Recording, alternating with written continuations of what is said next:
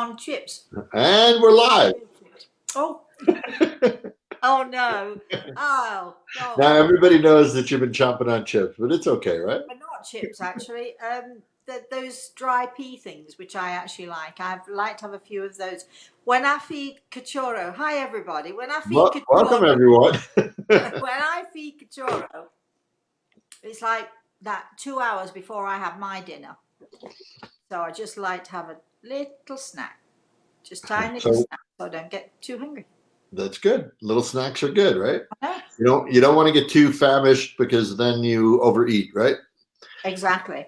So all right. So All welcome right. everyone Shall to we pretend Everything we've is just Attitude. gone live?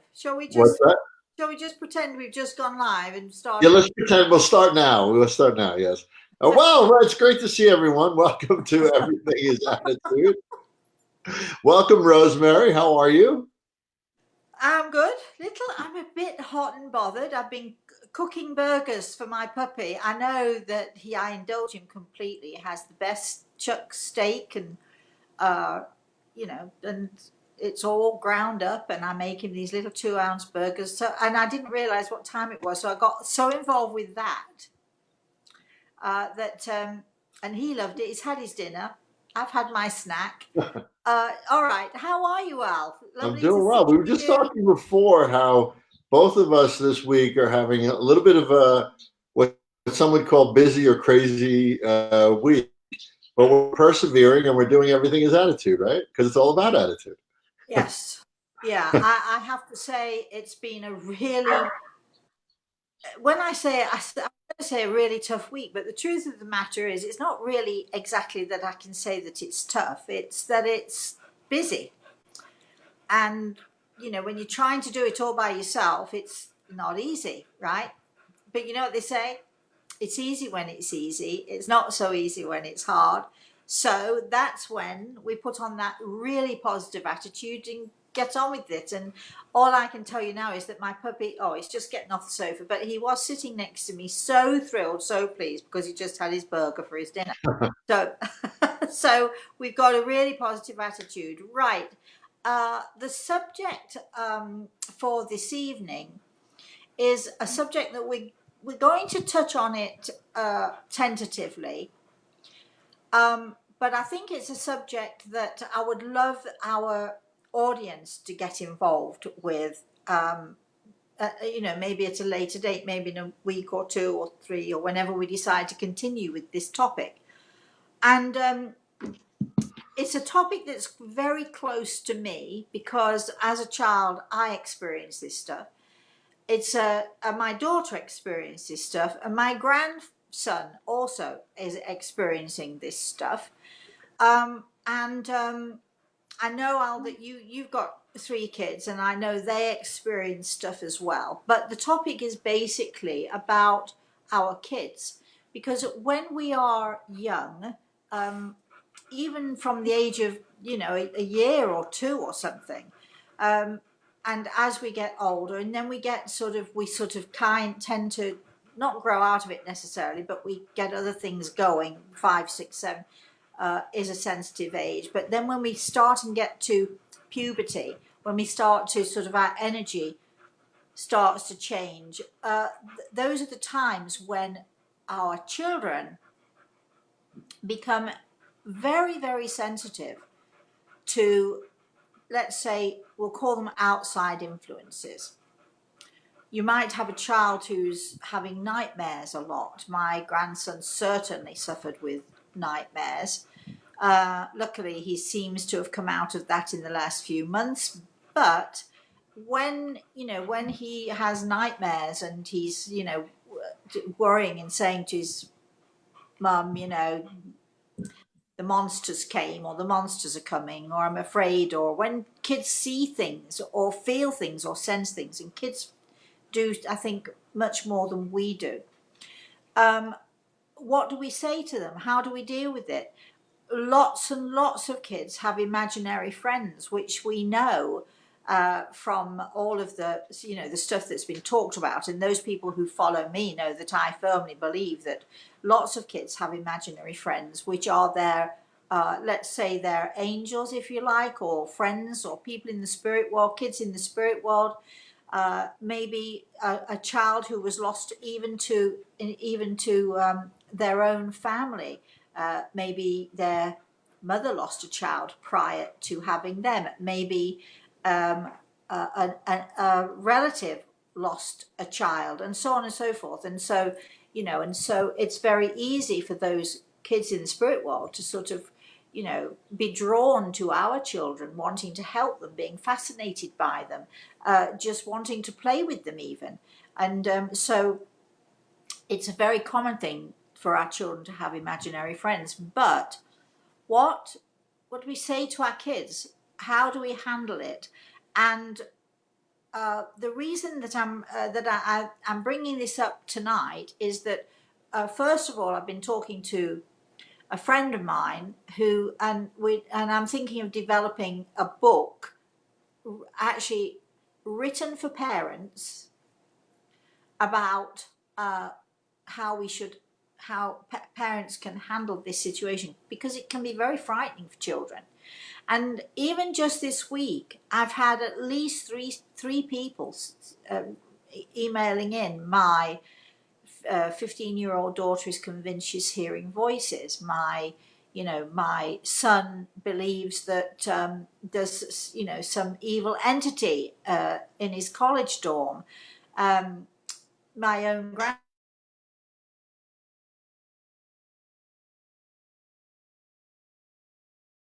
doing. What am I doing? Don't you know this is a show? Say hello to everybody. Hello, everybody. Yeah, you've been on enough times. You messed up, didn't you? I'm just showing that this is a live show. Say bye-bye, Karen. Bye. Yeah. She forgot, and I forgot to turn my sound down, so I'll do that as well. So, and then we had people on the show yesterday morning who were asking questions. We had one lady who said, my 9-year-old son, really would like to ask you some questions. And I said, well, I'll have him on the sofa. And somebody else suggested it would be great, Rosemary, if you could get a group of kids around and get a group of kids and talk to them about this subject, because kids really do have insight and they really do have knowledge that they're reluctant to share with their parents or with their friends, because, and I know for a fact that that's true, they're reluctant to talk about it because, maybe people will look at them askance. So, Al, you've got 3 kids. You've got 2 sons and a daughter. So, first of all, tell us how old they are, and then how old do you think they were? Can you remember how old they were when because I know they all have had experiences of one sort or another. One perhaps a little bit more so than the others, but they've all had those experiences. Can you tell us, first of all, how old they are now, when they started to have these experiences, and how did you handle them? So they're 15. Lucas is 15, Justin's 13, and Kira is 11. They have all had experiences from the time they've really started to communicate or talk about it. I remember Justin when he was maybe 2 years old, and he's always been, Justin's probably got it the most. He's probably the most sensitive, and I remember him sitting on the couch in our. I just want to correct you. He's the most sensitive to this topic. Right, correct. Yeah. They're all of my kids are ultra sensitive, which we say is a great thing, but I think he's had the most experiences, like what we're talking about, being connected to that universal energy. I remember him when he was about 2 years old, and he was something simple. He was sitting on the couch, and it was really early in the season. As far as weather went, it was not quite. We weren't quite into fall in New York, and I remember him sitting. He kind of gets this look where he kind of stares off into space. He still does it today. And he looks at the clouds in the sky and he says, "Daddy, those are snow clouds." And it was way before it should have snowed in the season. And sure enough, about 10 minutes later, it started snowing. So so it's those kind of things that I think as parents we could either dismiss or not address or not pay attention to, or I think the biggest thing that I subscribe to, and you actually taught me this, is you don't ignore it or avoid it or pretend it doesn't exist, because yeah, I know I'm myself growing up, and I know you've said this growing up too. Uh, like we didn't know how to necessarily handle it because it was never talked about it and it was taboo. So I've completely gone the other way with it, but partially on instinct, but a lot of what you have taught me and told me about, to just talk about it like it's it's a regular part of life. It's You a regular, almost said like it's normal, didn't you? You like almost it's said that. yeah, like it's a regular part of life, like it's normal. Yeah. It is. Yeah. So how old was Lucas, do you think, when he had his first experience? I think he would, he Lucas, it manifested more where he would get stubborn and not want to do certain things and just say, I don't want to go there, I don't want to do that. So I think that's how it manifested more with Lucas, where and it still happens, where he gets a bad feeling and he just doesn't feel right about a person or a situation or someone, and he's really really good at that. So if he says Justin too and Kira, but if Lucas says something like that, my antenna go up right away, and I'll talk to him about, what are you feeling? Is it something where you're just nervous about it, or is it something where your gut is telling you, that maybe this isn't the right thing to do? We could adjust how we do things or how we go about doing whatever it is. If it's something we really have to do, be more careful, be more aware, those kind of things. Yeah, and you mentioned And the gut feeling, so we'll come back to that in yes, a few minutes. yeah, yeah, and that's again, if it's something, going back to what I said before, we were talking about before, if people, I think as we get older, we ignore the gut or ignore that instinct, which is, I think, the worst thing to do, because that should be one of the driving forces in a lot of the things we do, right? What you're really feeling in the situation or whatnot. So Um, what about and, Kira? and Kira, she'll she'll she'll see things a lot, and she's done that since she's been very young. She'll just kind of stare off and see something, and it wasn't until she actually got older that she started explaining like what she was seeing, and she hates televisions. She hates blank screens, because she always sees something in the blank screen. So it wasn't until recently, but I asked her, like, "Hey, what are you seeing?" And again, I think even with her, it took her a long time to like communicate what she was seeing. But I didn't make a big deal out of it, like you mentioned. I didn't say, push her too much if she didn't want to delve into it. But then one night she was just in bed, and I asked her again, like I'll ask her, and she described, a very vivid image of a woman with, this essentially like that her bottom was kind of flowing, and she had red hair, and she was really descriptive about this person that she was seeing. And we just talked about it, and said, hey, it's okay and not necessarily a bad thing, but we're always aware. So I have three kids, and they all have different experiences, with that sixth sense, with that connection to that universal energy. But all the experiences I take as an opportunity for them to grow themselves, but also for me to understand like what they're going through. I know what I went through, but it's going to be a little bit different than what they're going through, or a combination of, right, what they're going through. So I the think biggest thing is that acknowledgement that it's okay to talk about, it's okay that it's happening, and like you said, it's a normal thing for the people that have these experiences. I do think, though, it's important for us as parents. We walk a fine line on this subject with our children. You don't want to discourage them, Right. But do you actually want to? You can't. You've got to walk a fine line because you don't want to encourage them too much either. Right. The imagination will run wild. Yeah. Yeah.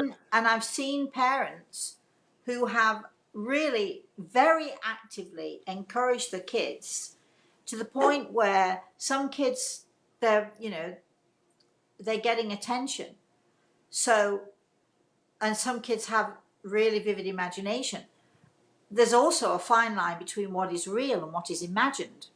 Right. So you want to encourage your kids to talk to you, but you also want to encourage them to be skeptical. Yep. Not to say, oh yeah, well that's grandma, whoever, but to just let them talk, listen to them really, carefully about what they're saying. And what I do, and I've always done with my daughter Samantha, but I've also always done with Reese, is I like to give them both sides of a scenario. Right. And so, well, it could be this or this or this, but it also could be that you were reading something about it at school and your imagination has taken over.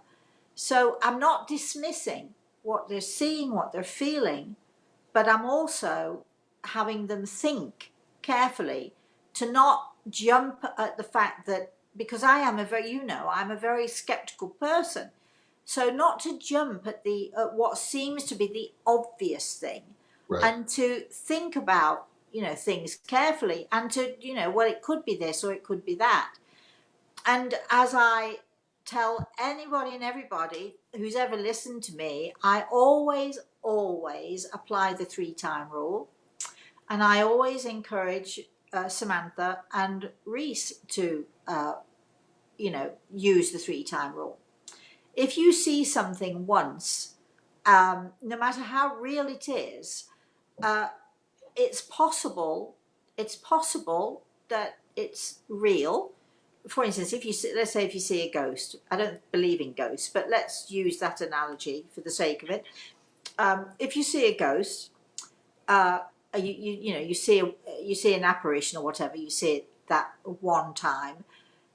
It really could be that you've just sort of come out, you've just watched a movie where it's a scary movie, or even somebody on the bus behind you has been talking about stuff and you've not realized you've absorbed the conversation, but you have. It could well be your imagination, or it could be the real thing. But don't just say, oh yeah, that's it, I've seen a ghost. Wait, if it happens a second time, then you're going to take it more seriously. The doubts are starting to fade a little bit now that it is, and that it is real. And then the 3-time rule is, if you see it the third time, you can accept it for what it is. Try not to get overly enthusiastic about it, because that will encourage you to sort of, for your imagination to go crazy, and you don't want that either. But accept it and move on. Yeah, I would also say too, like use your own instincts when and make sure you're truly listening. Lucas woke up probably about 3 weeks ago, had a real bad dream, and he told me about this dream, and it was about someone shooting up a school, actually. So as I'm listening to him too, I think it's important as parents to be objective and yes, be skeptical, but really the main part of that is don't dismiss, be skeptical, Simply but listen. really simply just be neutral and listen and see if what they're, and Lucas, I know he wouldn't say that if it didn't feel real to him too. But as I was listening to him, I'm like, your spidey sense, all that, your antenna go up, and I'm like, all right, you know what? You stay home from school today. It's not going to hurt anything. Relax.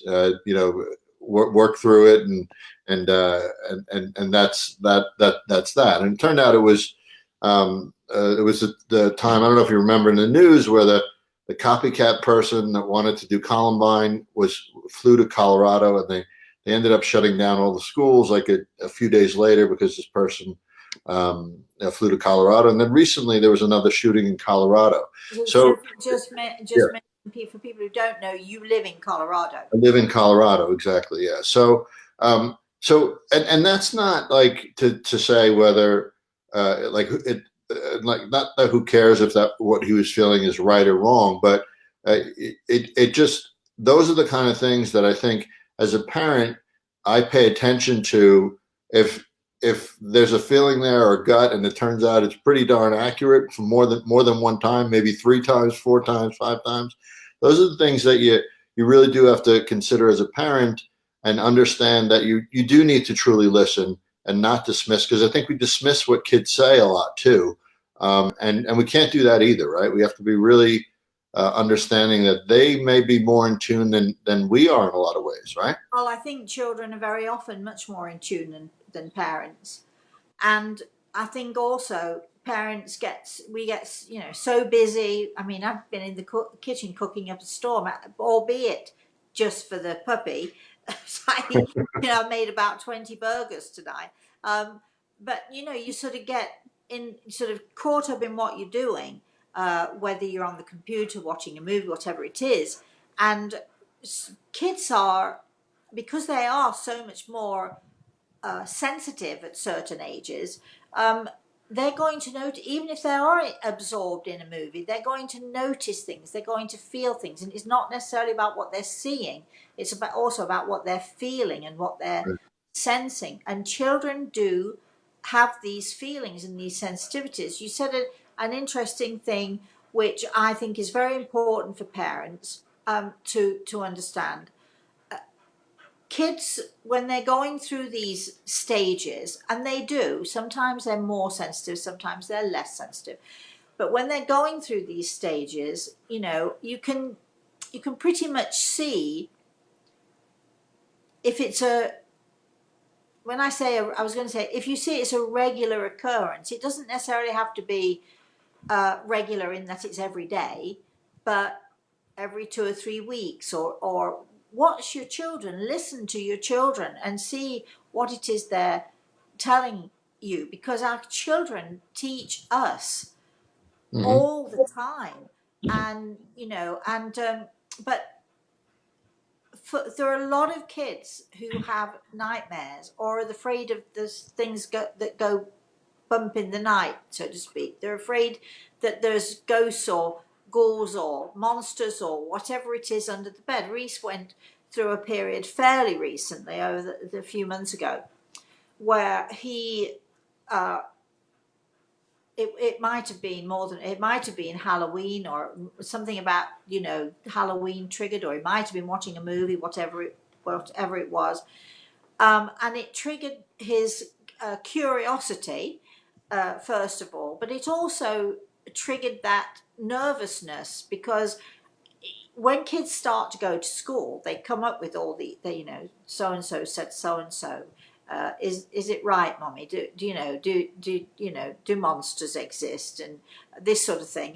Kids, like the older kids, always, and it's going to be forever and ever. The older kids love to scare the younger kids, even if it's only with a story or two, and so kids, come to hopefully your kids come to you to talk to you about these things, especially if you are a listening parent, and especially if you are paying attention. And when I say parent, I'm including grandparents in that, because I'm a grandparent. If your kids know that you can listen, and they know that you're going to listen, and they can tell you anything, and they know that you're going to listen to them, they're more likely to come and tell you these things. And so, I mean, I did it with my daughter. My daughter does it with my grandson every single night. He has a shower, he gets his PJs on, and this has been since he was a babe in arms. And when he was a babe in arms, we'd still read to him. Even though he couldn't understand, we would get a book, or my daughter would get a book, or I would get a book, and we'd read to him, or we'd sing to him, or something. We always give him that, whatever that is, half an hour before bedtime, where PJs are on, shower's done, everything's done, it's book time. But in that book time, before the books even started to be read, that's the time also where he has that time of mummy so and so said this at school, or we did such and such at school. It's that time where your kids can talk to you, and that's when you should listen. And I think every parent should find a time, and every grandparent, I find that time. I'm very fortunate. My daughter calls me every single night. We talk, and I have that moment. It might only be 30 seconds, or might only be it might be 5 minutes if I'm really lucky. Sometimes it's 10. If he calls me early, Samantha will be doing things in the kitchen, and I've got my grandson on FaceTime with me, talking. He's all in his PJs. He's getting ready for his book to read, but he's also telling me about school and things in the day. But those are the times also when kids will mention something that they may be even a little bit worried about and don't even realize that they're worried about it. But those are the times. So it's important that we give our kids these times where we have that one-on-one time, and our kids feel able to talk to us about things. But I think it's also important not to make a huge thing of it, but also to, I mean, perhaps I'm really fortunate, because when Samantha gets let off the hook again and again if there's something troubling Reese, and he's really concerned about it, whether it's that he's seen something, whether he's afraid of monsters, where he said to me, this last time, kids at school have been saying that ghosts come and they haunt you, and he didn't really know what it meant, but they said it in such a way that it scared the pants off him. And Samantha gets let off the hook because she'll say, you know what, let's call Mosey. I'm Mosey. Let's call Mosey, because Mosey knows all about this stuff. This is why I think a book would be a really good thing to help parents to know what it is, what they should be saying or doing, and how they should be acting or reacting to their kids. Yeah, Rosemary, and it's this is a good parenting thing too. Like, we're talking about like sensitivity and the sixth sense, and what do you say to your kids in those areas, but just as practice with your children, right? I mean, it's it's always great to be able to, like you said, have that time where you're just listening. Um, don't make a big deal whether it's they're talking about a girl or boy they're interested in, or a fun experience they had. You never want to overreact when you're talking about this. Then they'll never talk about it again, right? It's hard sometimes not to react, Right. but just if you can listen, and especially in this area, because I know as a kid, I mean, I had awful experiences. I would lay in bed at night, and no matter how far I burrowed under the blankets, the faces would still come at me, and I would hear the voices whispering really loudly in my ear, and the faces would sort of loom over the bed. How would I see them through the blankets? But I did.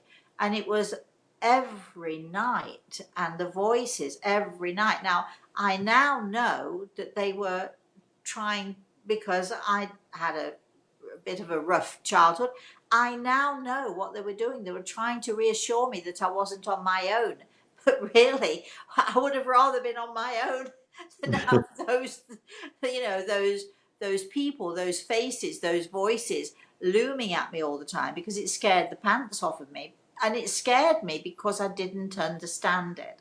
And I think this is the attitude as parents that we need to take with our children.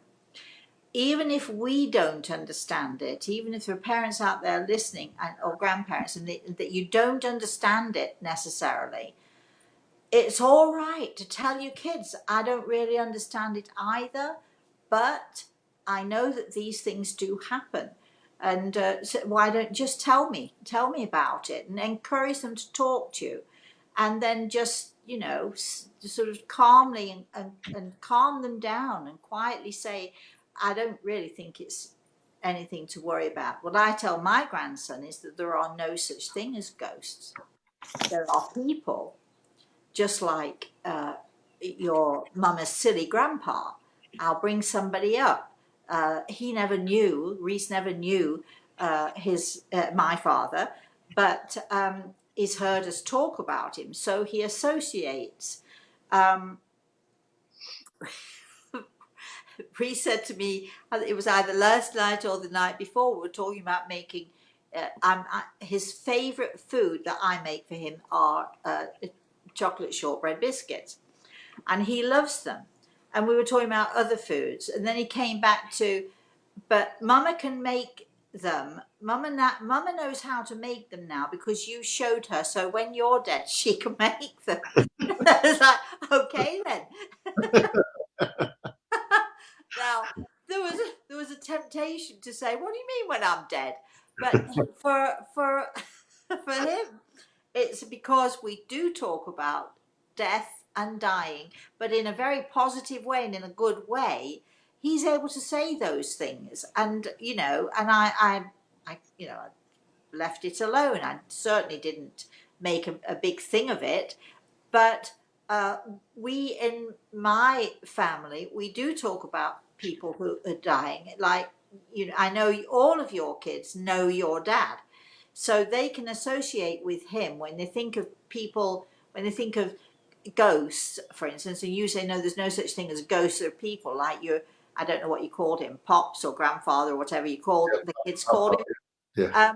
But they can relate to it. So even if your kids don't necessarily have someone that they know, if you as parents talk about your father, your mother, your grandfather, you talk about them with fondness, and you talk about, they've passed now, but they used to do this and we used to do that.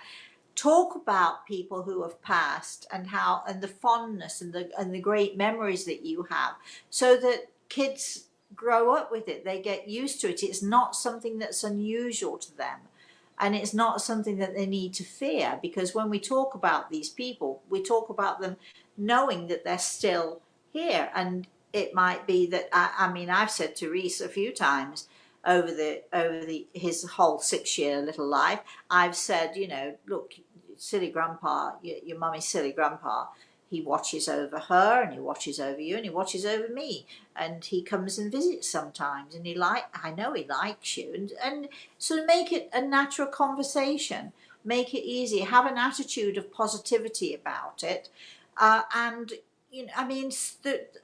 also, if I can just say, and then I'm going to let you talk, what worries me about this whole subject is that there are people out there who their kids hear something or see something, and it might be on a regular basis, and they immediately think, oh, he's psychic, and they get excited about it, and then they tell everybody, oh, little Johnny saw this or that. That is the worst thing you can possibly do, because little Johnny's on display now, and he's either going to get embarrassed about it, or he's going to glow because he's in the limelight. So then the imagination takes over, and then you're not showing him or teaching him the difference between what is imagined and what is real. And or the third thing that can happen is it can be very, very confusing for a child. So try, if you can, as parents and grandparents, not to be thrilled and delighted because your little 5 or 6-year-old is psychic.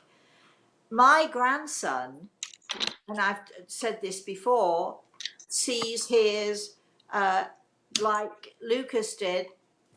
Don't worry, we're not going to miss the plane. We're going to miss the plane we're supposed to get, but there's another one waiting for us.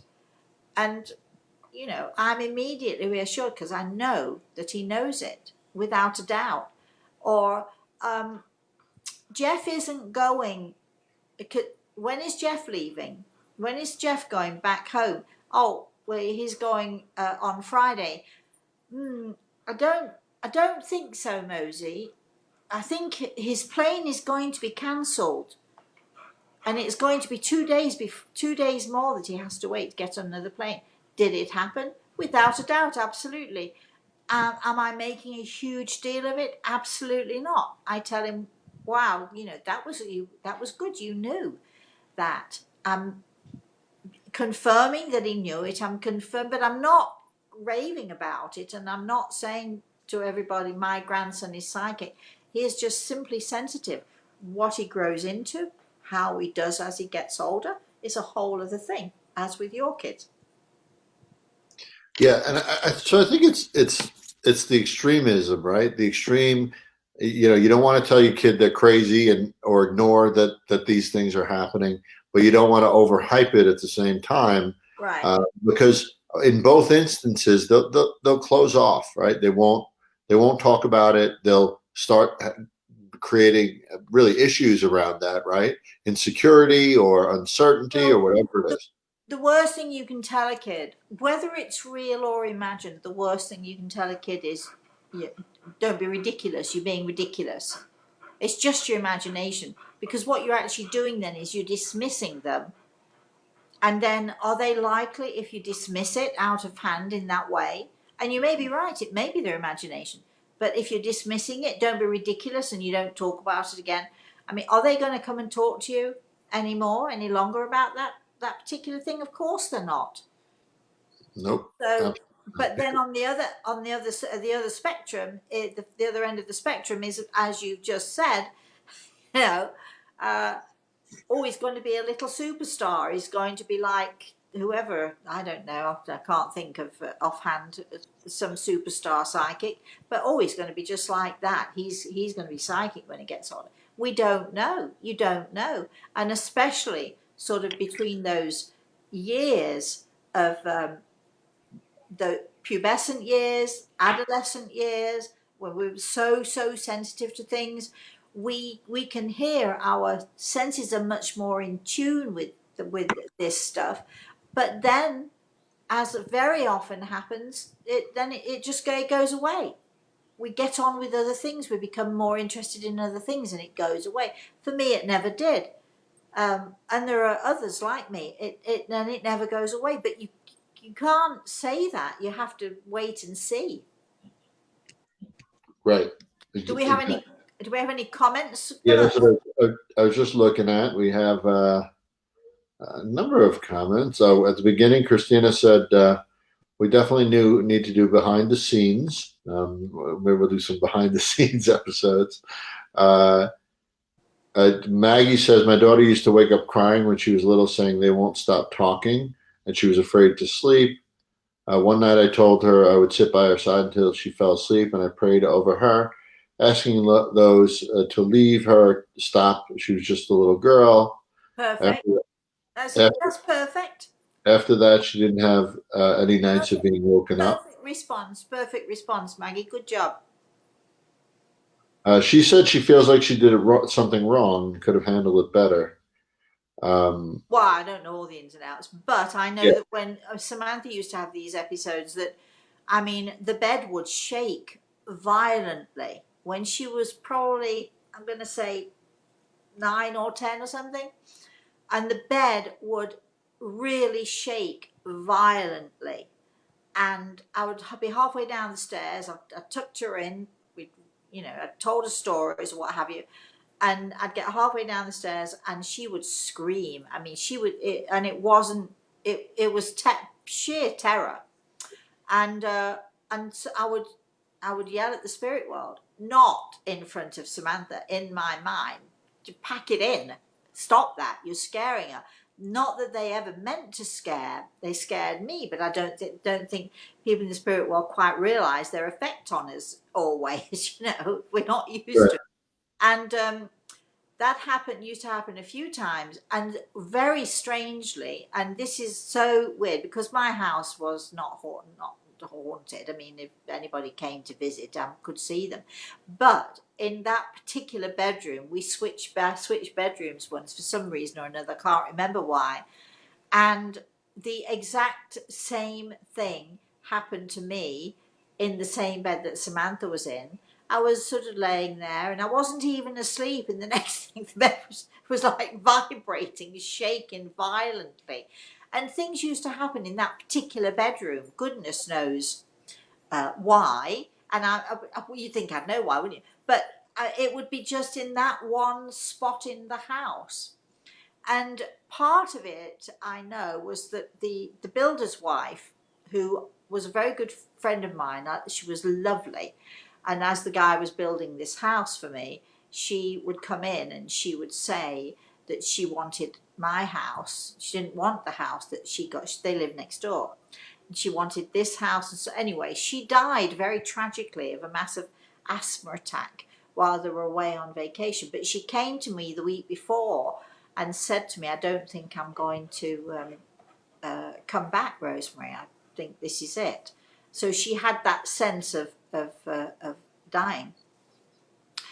And I sometimes think that she would come and visit us, in that house. But weird things happen. The thing to do is to yell at those in the spirit world, hey, stop. This is not right. This is my daughter. This is my son. No, no, no, no, no. So you need to stop because and then explain why. You're frightening them. So, if you want to talk, if you want to communicate, find another way to do it. Find a nicer, calmer, gentler way to do it. Yeah, and you've mentioned that to me a few times, which I don't necessarily think I realized when I was younger, even too, that you have a choice too with sensitivity. You could say, "Hey, not now," or "Go easy on my kids or myself or whoever it is," right? Right, exactly. And I'll often used to say to Samantha, "Don't worry, I've sorted it out. I've told them to stop," or "I've had a chat to your grandpa, and he's going to keep you safe. Don't worry about it." So you as your kids get a little bit older, you tell them that they can stop it. They don't have to put up with it. They don't have to tolerate it if it's frightening them. As long as they're talking to you about these things, you can help them to deal with it. There are lots of things that you can do. Let's have some more comments, shall we? We have uh, Lori had an imaginary friend when she was 3. Maggie says her grandson knows who her aunt is, and when alone, chatters away. I wonder if he's playing with her, assuming the aunt has passed. Um, Maggie also wants to know how can we not lose that connection as we get older. Lori's embracing it again, she says. A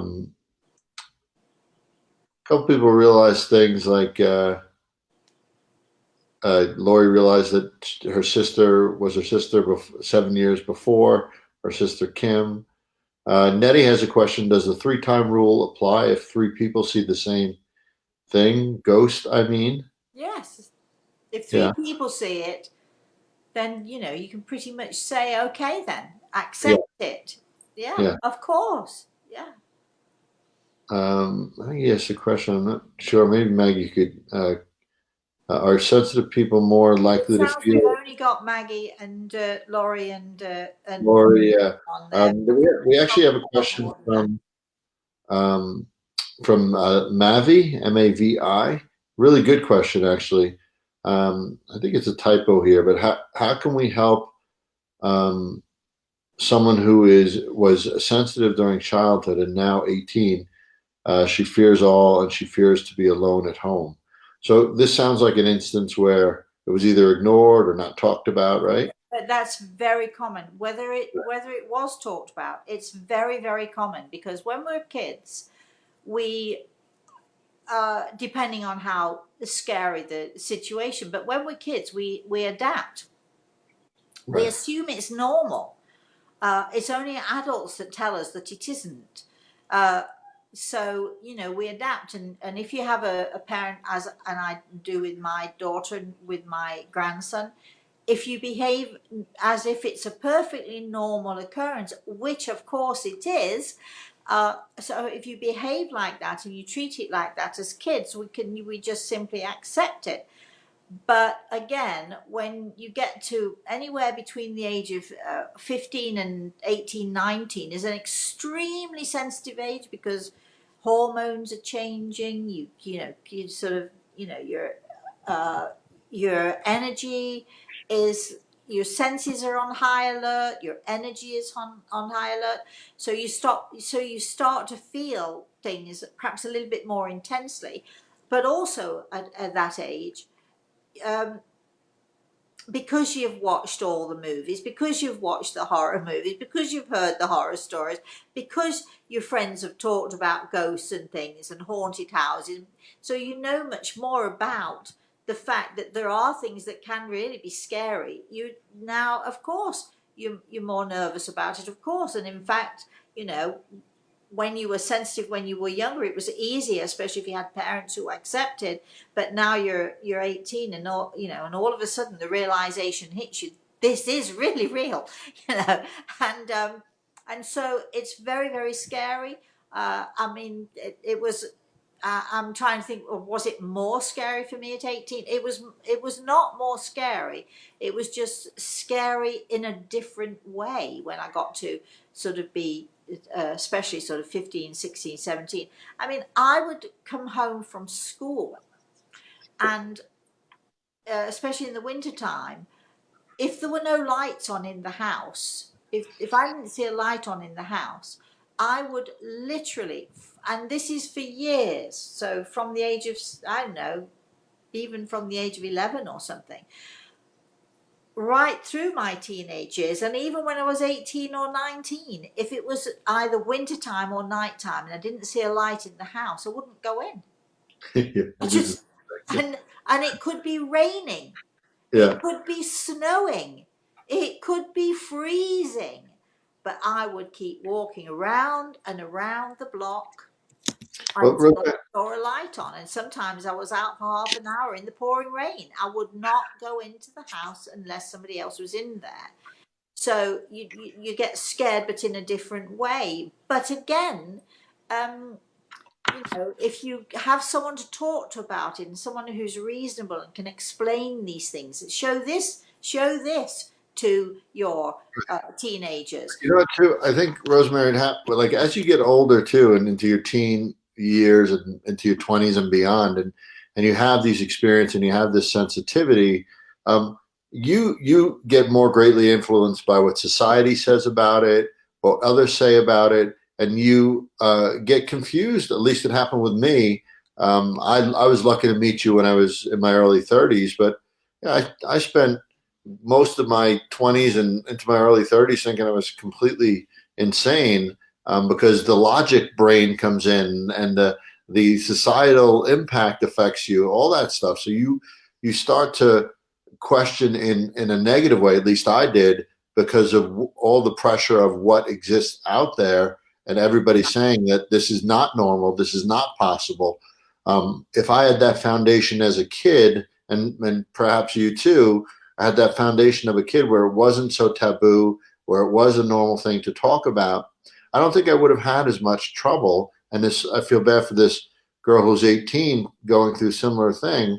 I don't think I would have had as much trouble. But even if you go through that and you end up at 18, you know, watch this video or talk to people, and hopefully come to grips with the fact that it is normal, it is okay, and you know, you're not crazy. Explore it objectively. Be open to the possibility of what it is, and you know, the bottom line is it's people make almost more of it than it is. Sometimes it is this beautiful, amazing thing, but people make more of it than it is, and I think the making more of it than it is hurts in a lot of ways, right?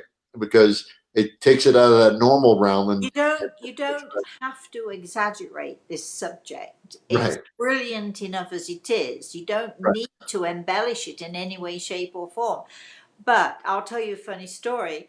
Um, you know, even even as much as I know, even I've been doing this for years, doesn't mean I still can't get scared if I hear a bump or a noise, or you know, I actually get more curious. But when I was younger and I was sort of, you know, I was doing this work, I, you know, it was quite common for me to see dead people and so on. But every now and again, if you, let's say you sound asleep and something wakes you up, then naturally you sort of come awake and you're bewildered by stuff and you're a bit scared about stuff. Anyway, but so one day, one of my students, she was a little bit, she was in her 50s, in her early 50s, and her husband had died. She was on her own. She lived on her own. And she came as a student. She'd been a student of mine at this point for at least 3 or 4 years. Lovely, lovely lady. She was great. And she she told us this story a few nights prior to our class night. She'd woken up in the middle of the night. There was no light in the bedroom, but there was sort of light from outside. It was the moon was out or what have you. So she could see. It wasn't like she was pitch black. Anyway, she was sound asleep, and she woke up. She felt someone sitting on the bed. So she just turned over to think who's that? What's that? And there was a lady. She didn't know her at all. She didn't recognise it. It wasn't anybody in her family. And this lady was just sitting on the bed, smiling at her.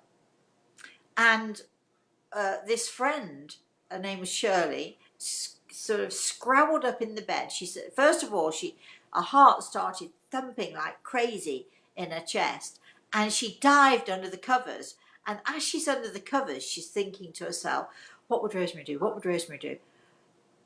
I have to do what would Rosemary do? So she came out of the covers and scooted up the bed, and she said, as she'd been taught, she said to this lady, hello, who are you?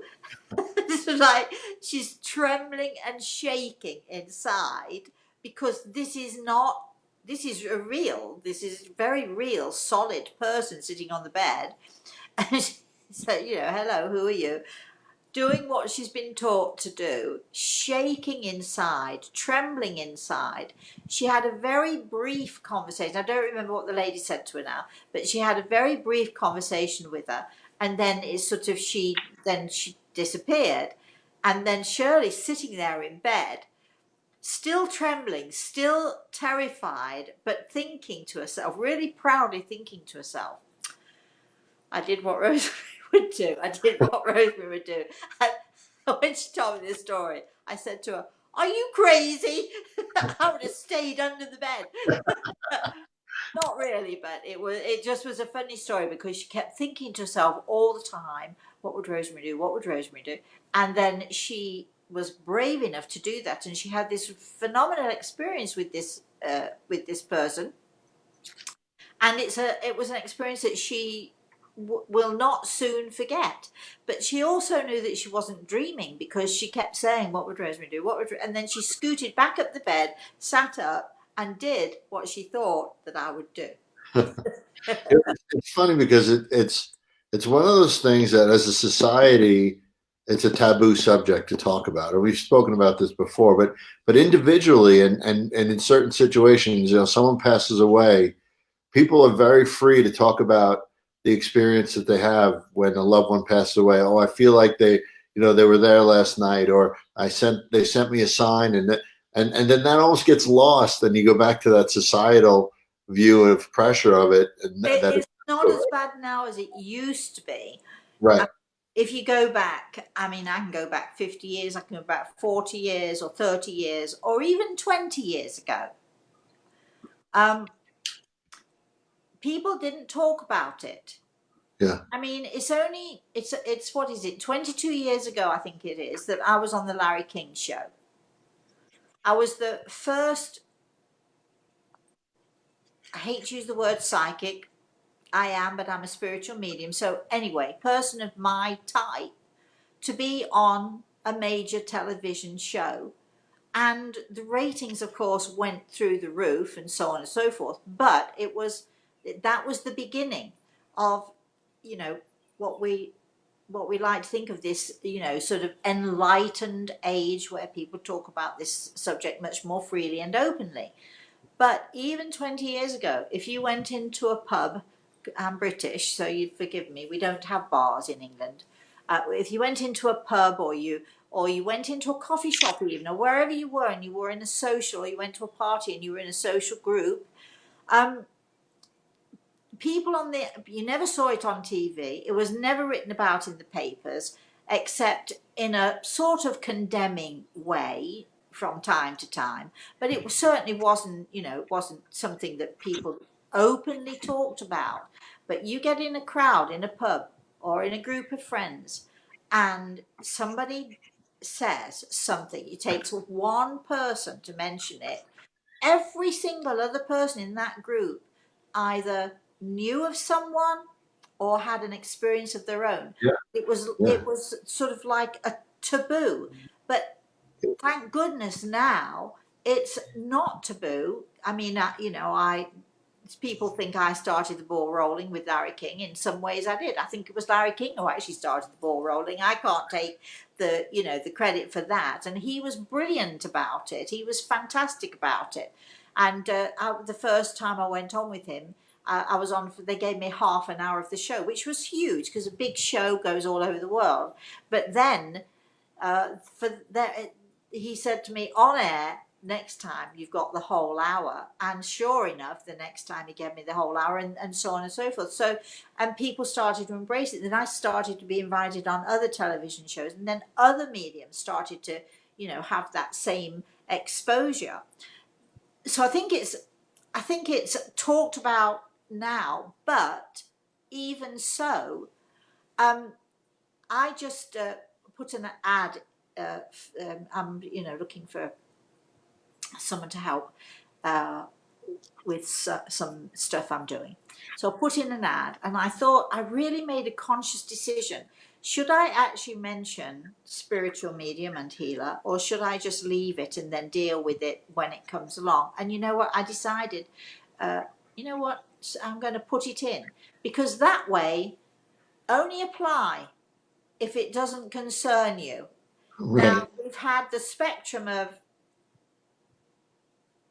people wanting to work for me because they're psychic, so they think I want a psychic person working for me and with me, which I don't necessarily. Not that I'm against it, but that is not the main criteria. The main criteria is something completely different. But then there's the other spectrum. If you don't like it, don't apply. So I don't have to explain myself, and it's so much easier. But it was a conscious decision I made, and my daughter thought it was the wrong decision, and I still think it's the right decision, because at least now when I say to people, are you aware of what I do? Yes. Some Right. people have Googled me and said, I mean, that goes for any job. You should know. any job, Yeah. yes. If you're the one putting in the ad, you shouldn't be afraid to say, but it shows the times. Times are changing. Right. Because I did have to think about it. Should I put that in? So there's still that little bit of a taboo thing. Right. Because, we know there are mean people out there, so people could have really gone to town on it, luckily. Right. And I mean, I've been inundated with, I think I'm up to 50 applicants now, and I have to stop. I've got to stop. That's good. But Rosemary, we're close to time. We have one more. I want to get to maybe go back and look at the recipe. Christina actually had what I think is a good comment, and maybe even goes into the recipe. She says, "No kids, but I do send protective healing to my nephews and niece to keep negative spirits away." She says, hoping this works. But I think that's something too that we always have to be aware of too. That the focus on the positive energy and sending good energy your children's way and keeping them in in the light, as you always say, and I think us sending that energy to our children is helpful. But as I always say, kids learn by your example. They don't learn by what we tell them. They learn by our example. Right. So if we're talking love and light and we're growling at our spouse for some reason, or we're grumpy or what have you, forget it. It's not, it's not going to work. So it's about putting on a positive attitude, bringing love and bringing light into your home on a regular daily basis, making a conscious effort on a daily basis, because every single day your kids are watching you.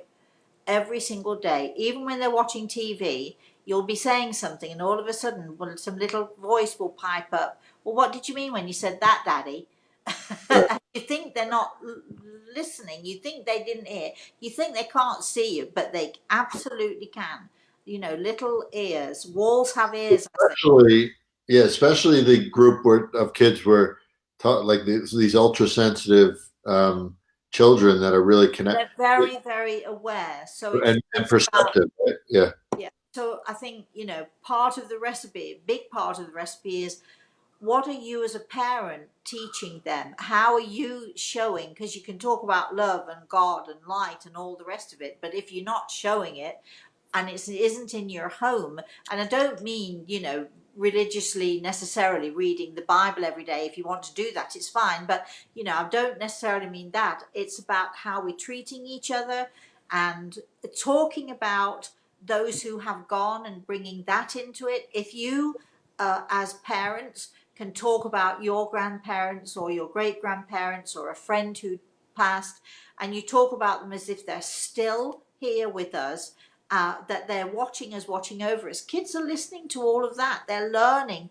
from you, and they're going to take that positive attitude from you. So I don't think it's. I mean, of course, it's how we talk about it to our children, but first and foremost, the biggest part of this recipe is how, as adults, within hearing of our children, how we as adults treat this subject. Have a conversation, husband and wife, you know, well, so and so believes in ghosts, and I told her there's no such thing as ghosts, it's people. That sort of thing, bringing that to the table on an everyday basis, because you know, we talk about births, we talk about the new baby, we talk about, you know, the guy who's, you know, the people around the corner, or she's expecting. We never ever have a fear or a worry about talking about births. When it comes to death, kids, from time to time, you know perfectly well, there'll be funerals, there'll be people dying in the vicinity, people at school, kids at school who get sick, and so on. I mean, talk about it like it's normal, like it's a normal subject, and talk about, you know, if somebody's died, if somebody's being buried. Um, it's not about rejoicing that somebody died, but rejoicing that somebody is going home, let's say. We are going to really, really miss them. Especially if it's somebody who's been ill for a long time, and in your kids' hearing, don't hide anything from your kids. Don't think that because they're children, they're little children, that they shouldn't hear you when you say, well, he was ill for a long time, so it's a blessing now that he's, you know, finally, you know, at peace. And you kids might say, what do you mean? And then explain it to them. Don't go into detail. Wait for your kids to ask the questions. That's another part of the recipe. Wait for your kids to bring the subject up. Wait, but encourage them when they do.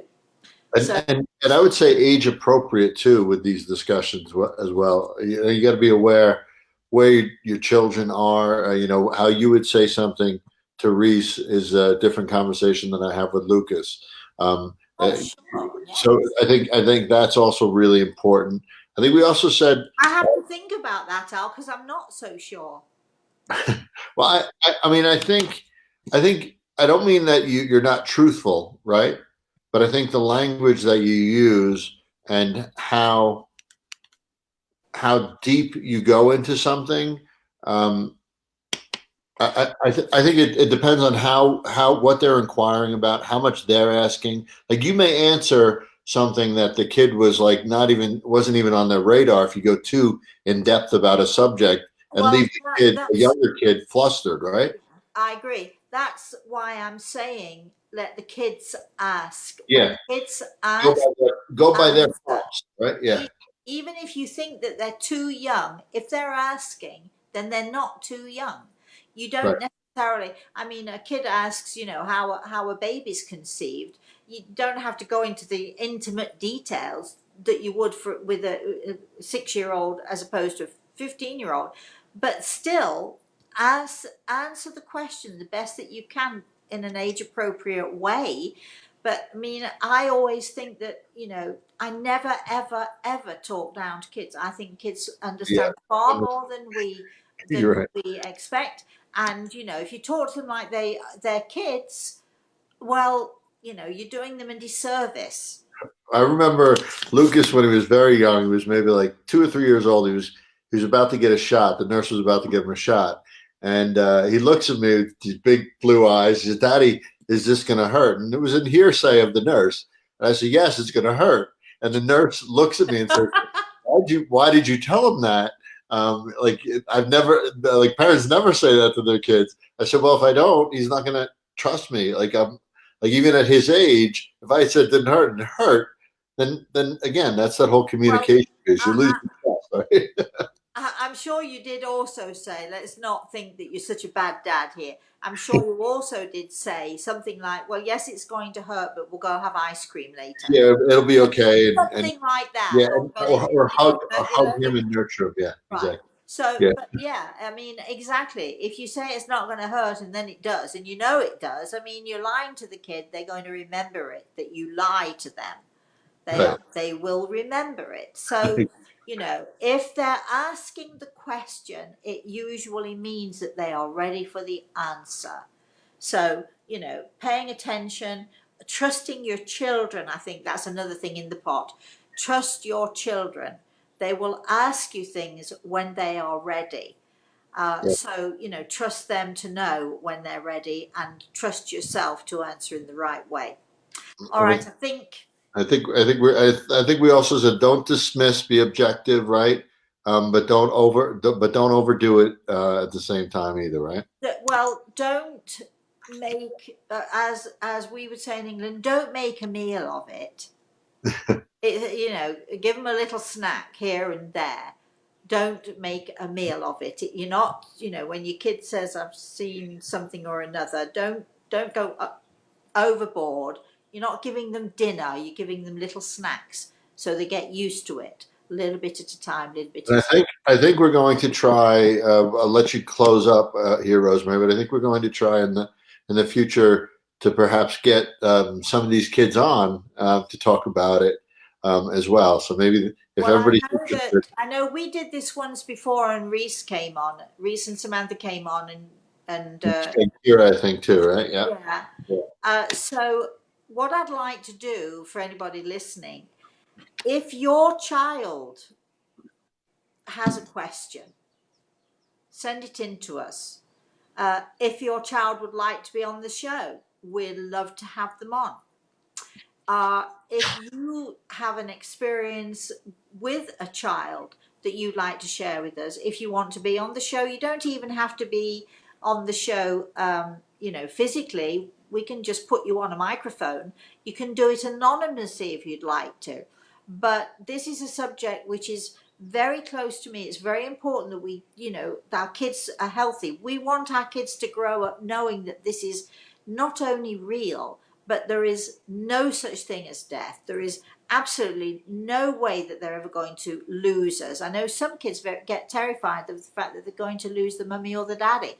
What do we do in that circumstance? So if you have any insights, you want to ask us questions, or want to join the show, whatever it is, please email us info@everythingisattitude.com, and Ali's going to put that up on the screen.